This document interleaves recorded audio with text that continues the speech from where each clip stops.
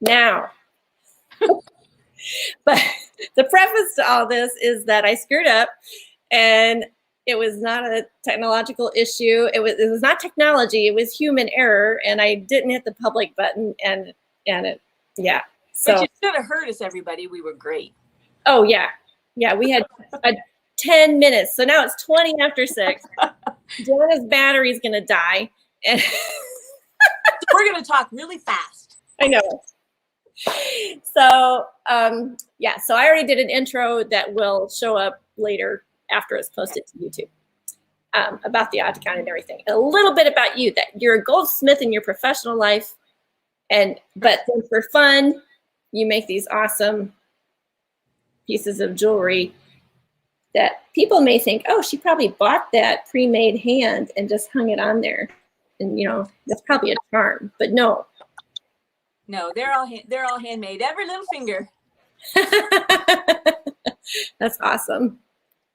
That's so cool. So yeah, they are fun. They are fun. Yeah, you have to solder each one of those little things. So you were telling us in my previous video that we started that nobody could see that you are a you started out doing lapidary when you were a kid. Yeah, I did. My dad got us a lapidary little setup. We still have it. We still use it. Yeah, that's so cool, because you find these rocks and you actually drill holes in them. So yeah, I drill the holes, or my dad. My dad is retired. He's retired farmer, and honestly, my whole family's pretty creative. So yeah, I'm lucky that way. I don't know how you drill a hole. Little tiny diamond bit, and you know, lots of patience, and the stone in cool water to keep it drilling. Right. Exactly. Yeah. So tell us, I'm going to get rid of myself after I ask this question. Tell us how you, you know, how do you decide what to do when you're designing? Oh, with the stones? Yeah. You know what? I just look at them, and it just kind of comes to me, I guess. All the different stones, different shapes, you know, and I have quite a mess sometimes laying out on my countertop at the studio with all the different stones. My dad will drill holes, and a lot of times I give him the stones and I say, Dad, just drill wherever you want. And he will, and I get them back and I lay them out with beads and some of my silver and some of the things that I've made, like the hands. And you know what? They just start going together. It's just almost like a puzzle piece. I mean, if you just look and listen, that they just kind of tell you where they want to go. And the balance comes out. You know, you can see what colors balance and what shapes balance with each other. And I don't know how it happens. It just happens, and it just kind of all goes together. You know, and there's flops too. Don't get me wrong. There's things that you end up making, and you look at it and go, "Holy moly, how'd that happen?" You know, I have a box of holy molys at home that you can remake later sometimes, and sometimes they're just for the scrap bin. Right. Yeah. There's so many that I love. This is a very simple one. And trying to get to focus there. There we go. Yeah, that's just two totally different stones. Sometimes, you know, the colors just go together. The shapes just go together. And I love putting faceted stones, you know, tourmalines and aquamarines and even diamonds with these natural stones. You know, they all came from the earth. They're all precious. They're all beautiful. Yes. And let's go back and retell the story of the 5 sisters that you were sharing. Oh, that stone, honestly, I found that on a gravel road while I was walking one night. And I was so excited when I found it that I actually, when I picked it up, I took a little video of it. So whoever buys that necklace, I do have the video of actually finding the stone that night. And that stone I sent to my dad, and I said, Dad, can you drill some holes in this, or one hole, or whatever you think? It's so cool. And he sent it back to me with 2 holes. So then I had to figure out how to wrap that silver wire, and that just I just sat there putting wire in the holes and bending it, and that just came up. And you know, I'm trying to think. I found that stone, I believe it was last summer when I was out walking. Yeah, But yes. Go ahead. Go ahead. They just tell you. It just kind of happens. Some days, you know, something I wanted to say to all creatives, if you have a dry spell, a lot of times I go up and sit at my bench, and it might only be for 15 minutes, but I do that every day for 15 minutes, whether I pick up my saw or I don't, or I make something or I don't. And that seems to, in time, when you're stuck, you know, it gets the ball rolling in time. If I don't do that, it could be a really long dry spell. But if I show up, usually something will come of it. If I show up, I usually end up breaking something, but but that's okay. Then you got that out of the way. You know, you got the breakage out of the way, and the next thing will be really good. So you just kind of let the stones lead your design. Yep. Yep. Honestly, I do, and I have faceted stones that are laying out on my bench. You know, along with I rifle through and pull out some natural stones I like, and I just kind of lay them all out and just. We have heads that are soldered onto silver wire. You have what? Sometimes, you know, I use those to put the stones together and just see how they'll look, or what I'm going to use, or yeah, it's like a treasure box. It's like you just open your treasure boxes and you see what colors go together and you see what shapes go together, and you know, it just happens. It is. It's a glorious thing when it works. This is a beautiful necklace where you've got this fabulous amethyst and crystals. Yeah, there's Cape amethyst in there. Yeah. And that's the thing. I am sure other people out there that make jewelry, I'm not the only one, have boxes and boxes of wonderful beads and things that you find. Garage sales are great. You know, vacation is great. Right. My poor daughter got drug all over the place looking for rocks, and she and her husband just went on vacation, and I said, don't forget to bring mom rocks. You know, well, those poor kids are looking whether they want to or not, you know. And here's another pretty, I'll get rid of myself and I'll pull, I forgot to pull out, yeah, a really pretty peridot, but I posted it on our Instagram page with a gorgeous faceted peridot in yeah, the one that's in front of the crystal. That was a large peridot. Yeah, that was very popular. That didn't last very long. So quick. I do have a large citrine about that size, though, that actually it's about halfway done, and it probably will find its way to your gallery, you know, in the next few months. Okay, good. I hope so. What time of day do you find yourself most artistic? Of course, you have to be artistic all day long with your job. You know, my job is not so much artistic as it is mechanical ability. What I do here is repair and putting new heads and tips and channels, and it's almost like it is like being a mechanic, you know, repairing everything that's gotten worn because these women have worn these rings and loved them so much, you know. Right. That metal wears, you know. A lot of people don't think about that, but it does. It does. So here, I'm kind of a mechanic, and then when I go home, that's when I can just let my mind get really, really, really creative. But you know, the skills that I've learned here, I take home, and you know, it helps with all the creativity too. Yes, I'm trying to show off some of your pieces here as we're chatting. That's really nice ones. So this is not your only artistic. You do other things. You've painted, right? Yeah, I do. I also do watercolors. I do a little bit of weaving. I do a lot of weaving with like size 13 Charlotte cut beads, you know, real tiny.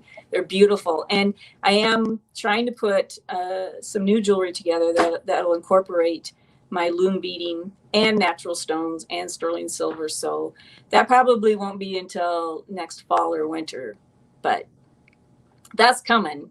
You know, there's always all these ideas. There's just not enough time. Yeah. They're, I can show them a picture later of the stuff. This is another fun one. Simple, but fun. And very simple and very beautiful stones. oh yeah, these pebbles, they're so smooth. And I don't do anything to them. I don't tumble them or anything. No, I don't do anything. I'll tell you a secret. The metal that you're seeing behind there, can you see how it's textured? It's kind of rough and bumpy, and I love that texture. And the way you get that texture is you take your brand new sheet of sterling silver out, and we used to have hogs, and so we had this real rough cement, that we poured ourselves. And you take your silver out there with your hammer, and you just start wailing away on it. If you had a bad day, it's a good way to take your aggression out. But it patterns that silver beautifully, cement. Yeah. And that's how you get, that kind of rustic look. I really like it. And then you can satin finish over the top, like with sandpaper, or bright polish it. What's your favorite tool? It would have to be my new saw.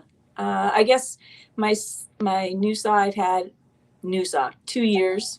Previously, I had a tiny one. I have a green lion now, and I absolutely love it. The weight and everything. That's my favorite tool.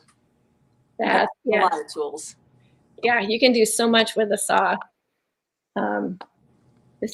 This is a sweet one. Here you've got faceted and glass, and then the little mother of pearl bear, and then a regular stone. Yeah, I like putting all the different textures together. Yeah, absolutely. I'm not very good at just having one shape, one texture, and I'm not very good at repeating things. Everything is usually pretty close to one of a kind, because I don't like reproducing. And I make everything, just one at a time. At this point, I'm not really casting any pieces. Oh, but you know how to cast, obviously. Well, it would be a lot easier if I did, Right. So. Yeah, I love that little stone. That little stone is almost perfect. So got some gallery wire, and just bezel set. Pretty little gallery wire on the side. I mean, it's so perfectly oval. I can't believe you found it. I found it that way. There's another one I think I sent you a picture of that I call Aquarium Pearls, that is kind of a pinkish orange stone, and I hung a pearl from it, and it was just perfect like that too. Yes, I have a picture of it. I try not to alter, the stones too much at all. Yeah. So let's see. I will share. This is going to look weird for a second, but I can share here we go. Oh, that's a piece of petrified wood that I found. Yes. So we have petrified wood. And I have made those, and you can see where the little squiggle is on there. I have set a diamond in there also. Oh, somewhere in here there's a diamond? Not on that one, but you can see on the picture, see where the little spiral is, where I brought the wire through? Yeah. I have made them before where I put a little tiny 14 karat gold head on there, and then set a little tiny diamond. So you got a little tiny diamond with a petrified wood, which is kind of cool. It is kind of cool because they're both historically old. Yep. There's another hand. It's got some texture. Yeah, and that stone has, if I remember right, down at the bottom right corner, it's got a real cool little swirl in the stone too. Yeah. It's almost like it's got a fossil in it or something. Yeah, it just looked awesome. So this is this is a funky little. Is that a piece of turquoise? Yes. Yep. Okay. It's a turquoise nugget. And you're in process. You probably haven't polished it yet. Actually, that is one of the pieces that's coming to you probably in the next couple weeks. Yay! Yep. That is one of the pieces. Here's some more samples of that you've done. Here's a great shot of your. I wanted to skip ahead to this necklace you were talking about, and then we'll back up. There you go. There's your prairie and pearl. That's the prairie and pearls. Yeah. So when I put a prairie stone together and with the pearls, land and sea and all that good stuff. Yes. Make a little story. Yeah. So let's get. Here's your fun little. Yeah, Yeah, I have to use that loop. I also have a double loop that clips onto my glasses. They all have different magnifications, you know, so it's like, you know, once you hit that 50-year mark, magnification is your best friend. I probably should have said that's my favorite tool, because without it, you know, life's really tough. I got to have those magnifiers. You work in some tiny things. And here you sent me this picture and you said this is your favorite store. Yes, I'm shopping. That is such a great, and that's a gravel pit somewhere, right? Yeah, it is a gravel pit, and they had this great big mound of washed aggregate, and it was like, you know, I about leaped out of the car. I'm like, wait. My husband is used to that. I'm like, oh, look, there's a gravel pile. Oh, look, let's hike over there because, you know, there's a pile of rocks. You know, it's so awesome. And yeah, and then you have these beautiful faceted stones. Those are gorge. Yeah, those are just laid out. That's like one of my trays. So I can glance at that, you know, where I can lay a natural stone in there and just kind of move it around and see what it looks really good next to. And yeah, that's how I do it. Yeah, it's amazing. This is a pickle pot. And so you're cleaning some. Getting the fire scale off. After soldering and stuff. So this is your fabulous tool bench. I zoomed in on here. There's this lovely tool here. Yep, lots of tools in there. I didn't clean my bench, people, because you know what? This is how it is. And that's about as clean as it gets. So, you know, this is a workbench. This isn't a hobby bench. No, but so when you really get into the tool on the right-hand side of the screen, oh, I guess you can't see. Can you see? It's really hard for me to see it because it's small, but describe it to me and I'll. So the Fordham, I'm looking at your Fordham. Oh, okay. Yeah, I have two of them hanging. Yeah. And they snap all different, see, I don't know what you can see. Let me see. There's all different, like I have little polishers, I have little grinders. What else do I have? Oh, let me pull this out. This is, can you see, this is a setting burr. Let me get rid of my shared screen here. So all of these little tools fit into my Fordham. And then that's what I use. It's like a souped up Dremel. Oh, so yeah. if you've ever used a Dremel tool, you know, this is a Dremel tool with lots and lots of speed. Right. You know, so Dremel is much cheaper, but if somebody was starting out and they were getting beyond, you know, the plier wrapping stage, you know, that's how I started. I used the Dremel for a long time, but, you know, I started stringing beads, and then I started learning how to do wire wrapping, but not the fancy curly Q, just making bead links, right? Like you did on your yeah, I do that on your amethyst bracelet. You know, learned how to do those and stuff.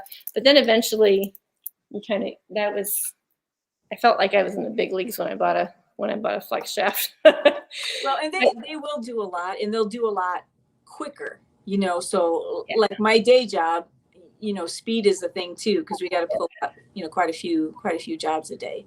Right. And it is nice having that power. And there are a lot of attachments and a lot more things that they can do. Yeah. But you know, now entry level, you know, you can get one a couple $100. Yeah. Compared to when I started, they were a lot higher than that. So, you know, right. And they last forever. So what else is, I guess I have to scroll back through the pictures here. So what else is cool is you've got a really nice chasing hammer here, and you've got a mallet, and you have a whole bunch of cool pliers. I have all kinds of pliers. Yeah. And the thing about the pliers is the tips of the pliers. Let's see, I don't know how much, because you see these are really flat inside. Okay. Look at these. These, maybe if I tip it this way, these are totally round. So when you're bending wire, you don't get a straight mark or a line on your wire when you're wrapping like beads and stuff.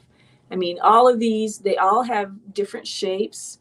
I also have, this is a, can you see, this is a bending plier. So I can lay a piece of metal in there. It will not mar the metal. I don't know if you can see, you know, and I can just bend it really easy with the pliers. That's fabulous. So that really speeds things up, but it's not necessary. Like you wouldn't have to get one of those. No, but you wouldn't have to, but you'd have to do a lot more sanding and polishing and taking the nicks and the marks out, you know, and when you're doing it all day long and you're doing it for a living, time is money. You know, you have to remember. When you go home and you can be creative, you know, then times doesn't matter. That's right. That's right. It just depends on whether it's a business or a hobby. Yeah. You know, as to when it's a business, then you can say, well, I need those tools. I have to have those tools. Yeah. You know, when it's a hobby, you know, kind of sometimes it's kind of hard to say, oh, well, I'm going to take $50 and buy this or that, or, you know, but every tool has a purpose. And I have to say the right tool makes the job a lot easier. Right. It really does. Oh yeah, absolutely. I have to show you. Dawn says, "Hey, made it." Hello, Dawn. Dawn, she actually is at the Nature Center in Sioux City, Iowa, the Dorothy Pico Nature Center. And she's also one of my dear friends, and they sell my jewelry out there, you know, and she runs an event called Nature Calls that I go to every year. It seems like the nature centers and that type of place is a good place, good fit for my jewelry.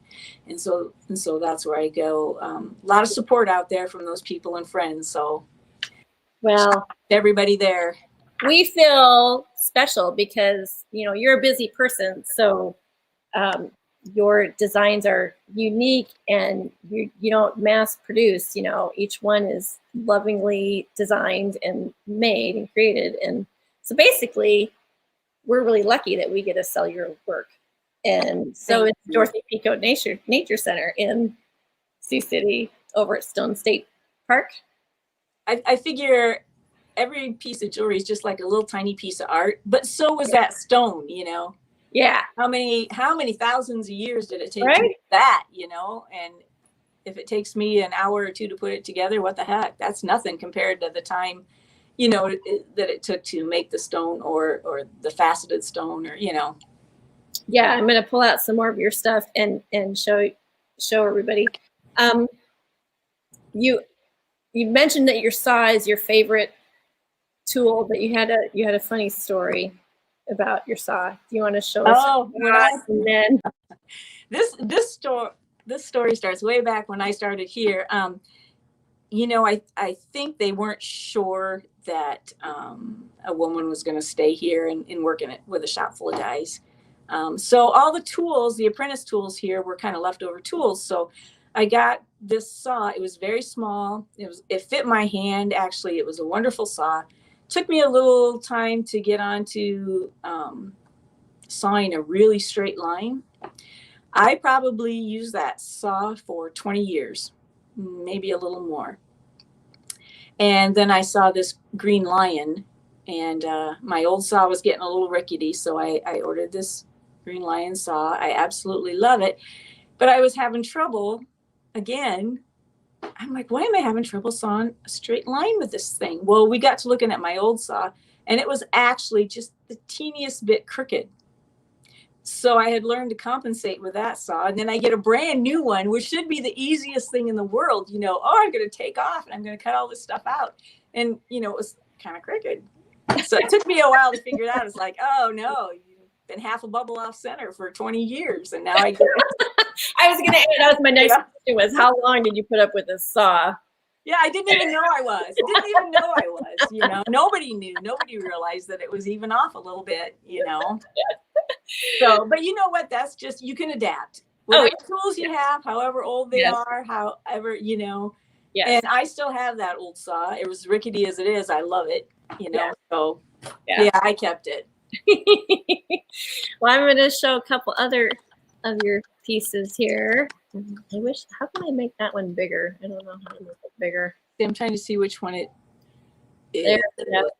So the color, I apologize, the color looks better on my phone than it does on the screen on the YouTube, but there we've got a peridot in the center set in some silver with it's really cool. Isn't that a neat stone? Yes. So you know exactly what stone that is. I don't know. Remember where you got it. It's a type of sandstone. I do know that I'm lucky enough I found 2 of those. The other one is a little bit bigger, and I still have it stashed at home. Oh, so recording your yeah. Oh my goodness! If you could see that, I should have brought that for you to see. Oh and my God. The one next to it is a peridot also. Yes.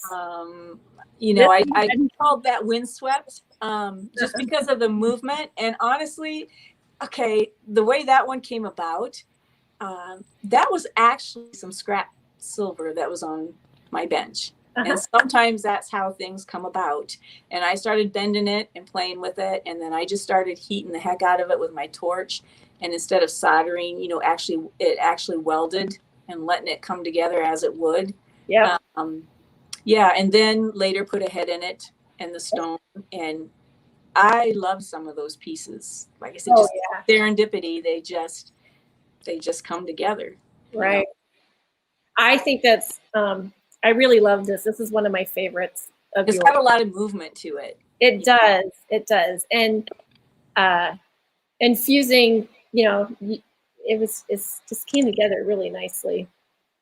And it, you know, if you've ever seen when you look at it, the way it's moving and it's kind of half curled to one side. If you've ever been outside, like, and seen a field of oats or tall grass when the wind's blowing, you know, that's just, it kind of curves over in half like that. Yeah. It's kind of absolutely. Yeah, that's perfect. So every piece, I know you remember making probably each one, and you know they're all so pretty much wonderful.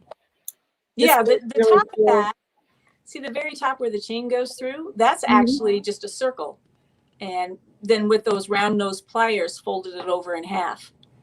Piece of cake. And then pierced it. Yeah, but it's a nice look, and you can use any chain, or you can use, you know, strung beads to go through there. It's large enough. You know, and what a neat stone. You can see how crinkly it is. It's really formed. I have no idea, but it's really cool looking, I think. Because it looks like a piece of bark or something, and it's like bark off the tree. And it's heavy. But it's smooth. You know.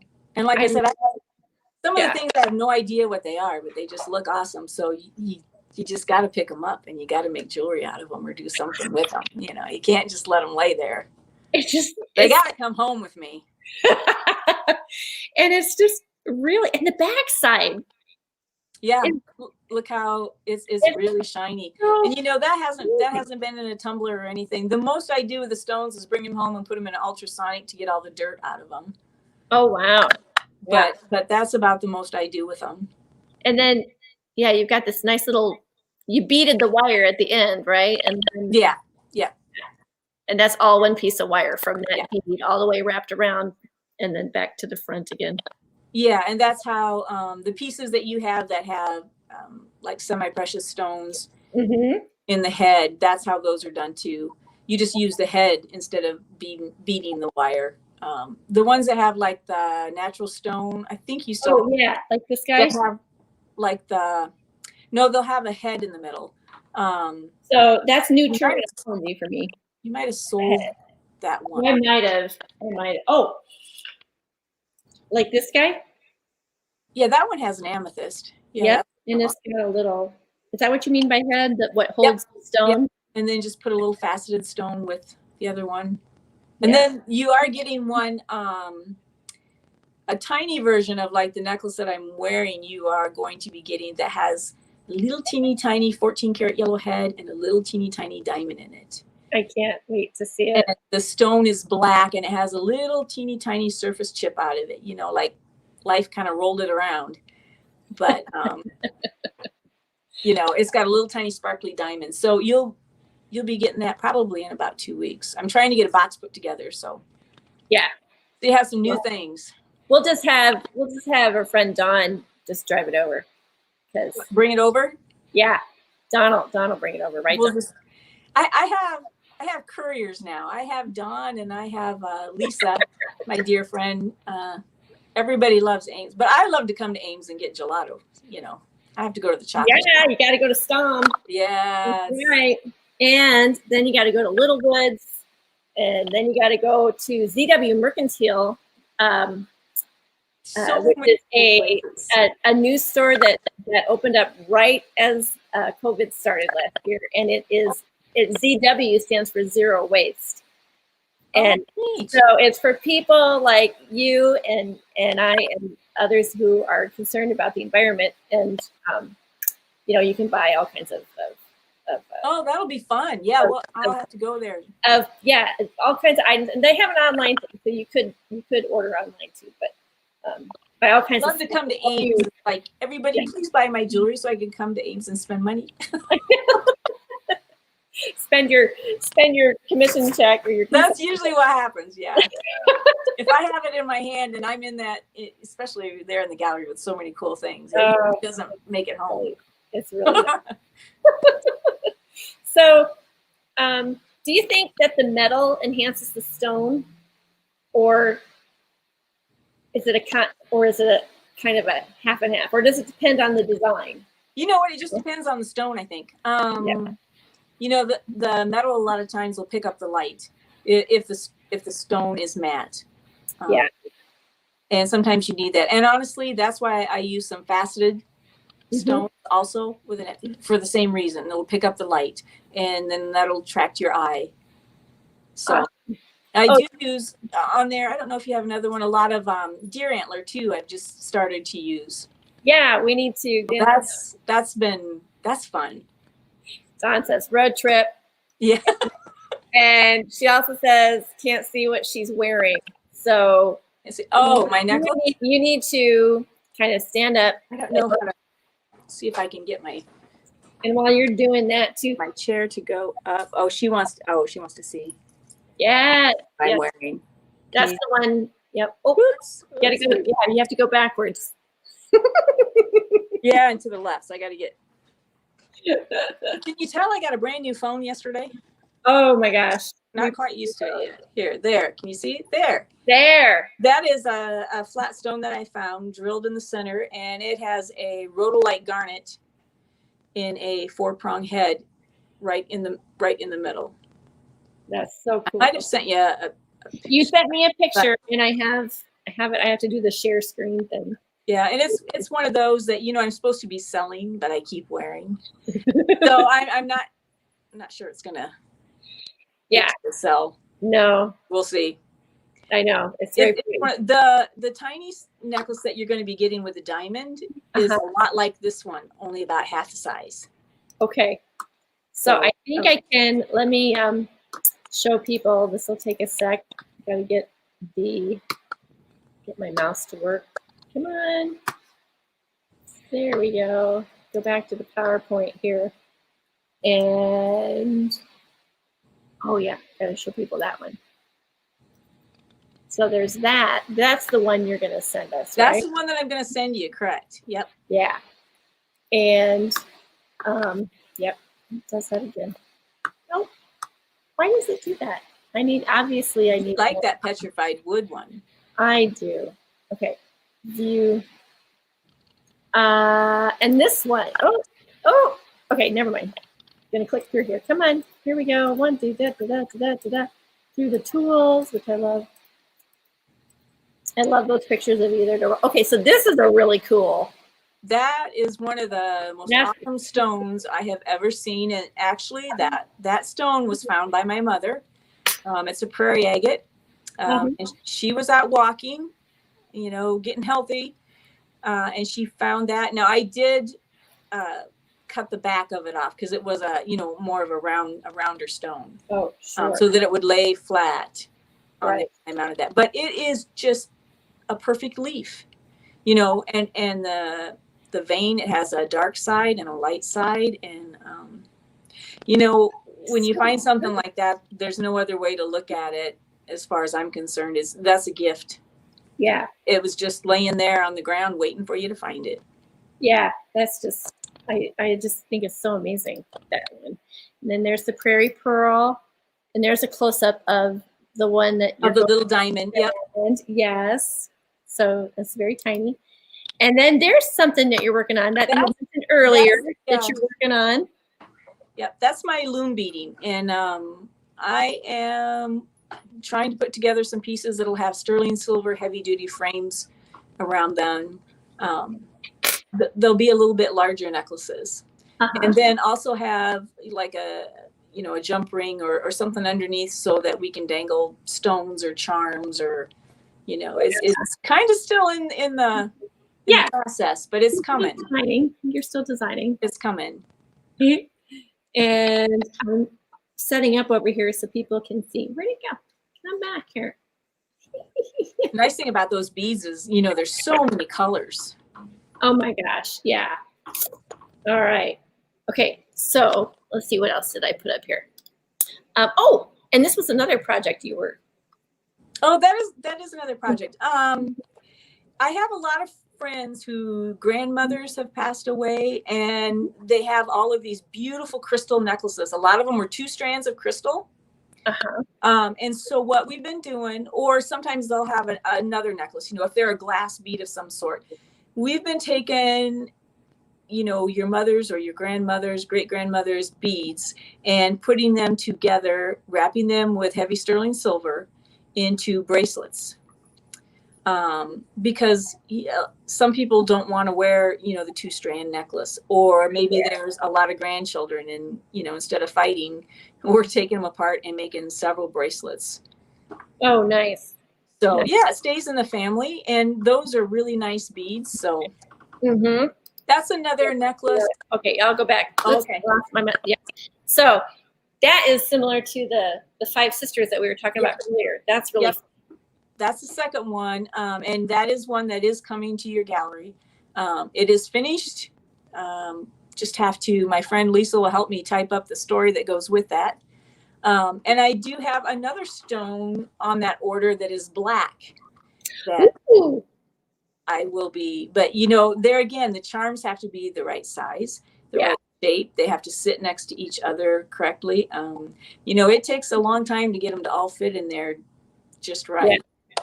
To the right of that brown donut, is that like a molten piece of silver? Yep. Dangling from there? That's a tiny piece of silver that was left on my bench from making a previous piece, and I just took the torch to it. That's cool. That's cool. And okay, now I got to go back here, and I need to remove the stop screen. Okay, there we go. Were you going to say something? I'm sorry. No, well, in that last picture, I was just going to say that bowl that you see that my solder is in, somebody, that came from the Octagon. Somebody made that little pottery bowl. Yes. I have it on my bench, and it has a lot of creases and cracks in it, and it actually has 4 bubbles kind of in it. And you can't show us if you can't. The bubbles are great for holding stones. So, and that's an Anna Gomez tea holder, like tea bag holder or ring holder. It's holding stones and solder now. That's right. So I'll have to make sure that she knows that is. It's being used daily. Yes. So I also wanted to show the ends of your necklaces. So here is that peridot again, and then you have this pretty little crystal and silver ball that decorates the very, where the clasp is. And same with this one. Yeah, really the very back. I figure, a lot of times you might wear your hair up, or if you have a real short haircut. And if somebody's, your jewelry should be just as pretty at the back as it is in the front. So I always try to put a little dangle. Yeah. Something that jumps out. Yep. I have a little turquoise on mine. Yep. The back of yours has a turquoise bead. A little tiny turquoise bead. Yeah. And sometimes too, if a necklace is too short, we can always make it longer. We can put an extension on it. And at the end of the extension, then we usually put some kind of little odd dangle of some sort. Right. Yeah, I've always done that. I always just thought that that was a little extra something. So on most of my pieces, you're gonna get a dangle whether you want it or not. Do you see Lisa's comment? I'm up for a road trip too. Yes. And yeah, then I have many good friends. and they're all gonna come to the Octagon and buy other artists' stuff. Oh my goodness. I think they already have many times. Yeah. Lisa is another rock hunter. So, oh, good.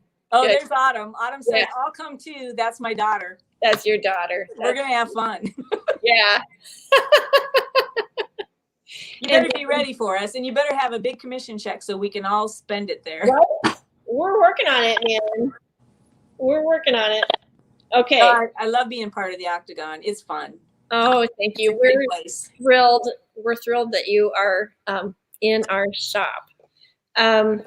Let's see. I want to make sure that I haven't missed any of the. Okay, so this one, and I think I know how you're going to answer this question. But when you're creating your personal work, you know, not obviously work for work, you go with what speaks to your heart, or do you try to create what you think will sell? No, I pretty much go with what's in my heart. I figure there's going to be a couple other weird people like me out there. You know, look at it and think it's okay. You know, I figure I'm not going to change who I am or what I think is beautiful, and nobody else should change who they are and what they think is beautiful either. Yeah. You know, so no, that's what I do is it just goes together like I see it. Yeah. I mean, when you look around, like anytime any exhibit that we have and we hire a juror, an artist to jury the show or whatever, you never know whose pieces they're going to pick, you know, and you can have the same people enter a show, you know, a few years in a row, and they'll get in one time and then they won't get in the next time. And it just, you know, there's a lot of. Everybody has a different idea what beauty is. Right. That's great. Or what really, you know, touches them. You know, I think you have to relate to it a little bit. It has to. Yeah. And you wouldn't want us all to be the same. Gosh, that'd be boring, you know? So I think everybody's a creative, and I love to see everybody else's work too. And that's how you feed off each other and get new ideas. And I get excited when I see other people's work. Yeah. Yeah, me too. Dawn says she finally listened to her sister. So happy you're creating what you love. She finally. So tell everybody about your sister. My sister? Yeah. Oh, well, I guess that would be Dawn. I really don't have, like I said, I don't have any blood sisters. I just have one brother. But I have sisters that I have picked up along the way that are just as nutty and creative and love to crawl around rock piles. They have helped me.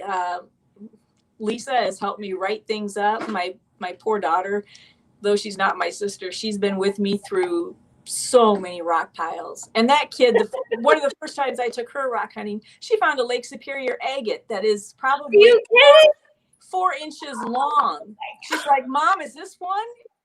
Is this a good one?" For 30 years in her first time out. Wow. I have a lot of good people that help me. Yeah. A lot of good support, a lot of good sisters. That's cool. That's cool. Wow. Can you show anything else on your bench that you want to show us, or any other that I can show you? And we'll wind it up here. I don't really have too much. Let's see. I do have this necklace on my bench, I guess. Fun. Can you see this? Yeah, now you can see this is you know what? It's just granite. And it's just a piece of mica, something in there that's just catching the light, and it looks. You see it on the roads, you see it in the rock piles. And this I did, saw the back flat. And it just turned out so pretty with a pine cone. This is one of my first pieces. I want to say too, if anybody sees anything that they like, if anybody has any other ideas, or if you want to see more bracelets or more this or more that, you know, you can get a hold of Terry and say, hey, this is what I like. Mm-hmm. You know, Well, and and you did do that. if I have the ability, or if I have the tool to make it, or the stones, You did do that because there was a gal who wanted earrings like this. And yep. I contacted you and you made earrings that were very similar to this Karn. Yeah, and I really like those earrings. Actually, Yeah. I have more silver hoops bent up to make some more earrings like that. So okay, please, because I want some. you, okay. I keep telling you, I want you to make earrings that I can sell at the shop, and it's hard to get really that match. Yeah, of course, I like pretty much everything that you make. So yeah, and those Karn ones, those are popular. Yeah, but my sister-in-law bought my favorite necklace. So who's that? That one is on Facebook and Instagram. That's our current profile picture. Oh, is it that black one with the bamboo? Yeah. And you know what? That was just leftover pieces that I had from making a larger piece. Those tiny pieces of wire, and they just happened to all solder together, and that worked. Message from your daughter. Oh, nobody's as nutty as my mom. But I love her even though she dragged me to random rock piles. And we did. So like, no, we can't go home yet. And you're cranking the wheel. Look at that. Turning around. My husband and poor Craig would pull over the side of the road and away we go, you know. We had fun though. And we will, let's see. So Nature Calls at Dorothy Peacock Nature Center. That's every September. Yeah. You know, because of COVID, it's a little bit up in the air this year. We haven't decided exactly how we're going to do it. Yeah, that's the same with us because our art festival is always in September. So quite often I can't go to Nature Calls because it's the same time as Christmas. Because it's the same time. We finally, but I've only worked here 4 years. I've been there. I've been to Nature Calls once. I'd like to. I do. It'd be fun to do both, but yeah, if they're both on the same weekend, that's kind of tough.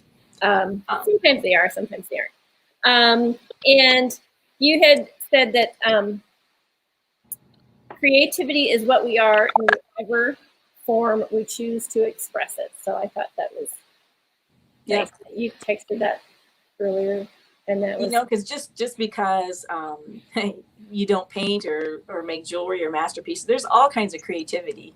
Yeah, people just don't understand that everybody's creative. Oh yeah, absolutely. And people say, "Oh, I'm not artistic" or "I'm not creative." Yeah, that's boo hockey. Yeah, that's not accurate at all. So we're born that way, you know. It's just when somebody says, "Oh, that's not very good," and you're 3 years old and coloring in a color book, you know, you just kind of give it up. It's like, nah, keep your colors. Colors for your whole life and keep creating and doing what you love. Yeah.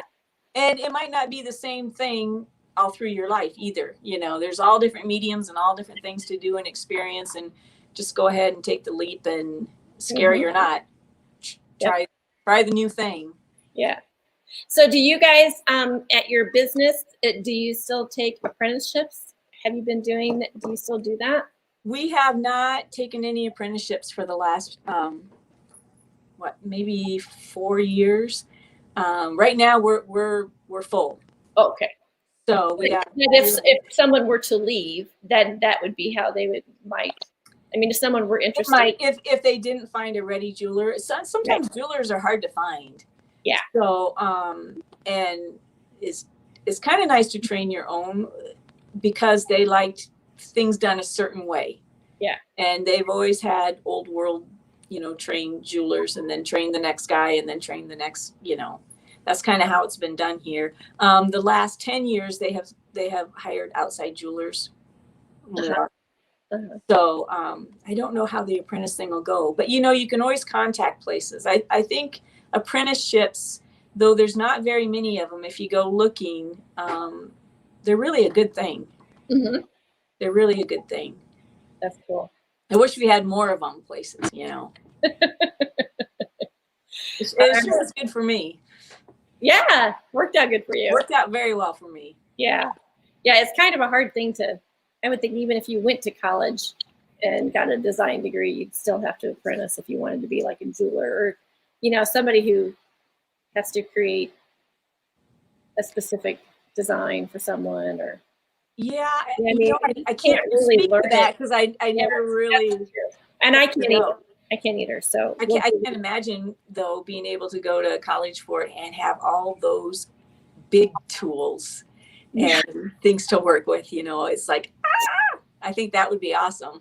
Yeah, yeah. But you can do quite a bit with just some pliers and some hammers. Yep. You can do rivets. Yes, you can, and you can rivet things so that you don't have to have a torque.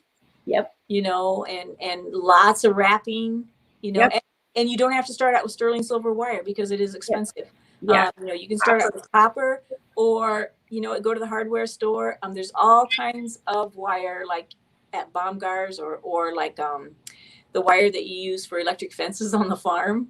You know, I've bent and made things out of that before. So there's all kinds of wire at the hardware store. Yeah. That's all I'm saying. You can make a lot of things out of it. And we have to put a plea out to, there was someone who called you and they didn't leave their phone number or their message got cut off. And so you didn't get the phone number. So if you call my house or anybody that calls any artist anywhere, please, when you leave a message on their answering machine, repeat your phone number a couple times. My answering machine gave out. I could not get the rest of the phone number. I tried and I called some people and it wasn't the person that was trying to get a hold of me. So that's a good tip for anybody that's trying to get a hold of somebody else. Leave your phone number a couple times, please. Right. If you don't hear back, give them one more call. Give them one more chance. Yes. Yeah. I can picture the guy, but I don't know. Yeah, well, hopefully whoever it was, you know, might come back, or it might be too late. The birthday might be over. Who knows? But probably by now it probably is. But anyway, well, so remember, creativity is what we are in whatever form we choose to express it, and that is a quote from Jana Peterson. And Jana, thanks so much.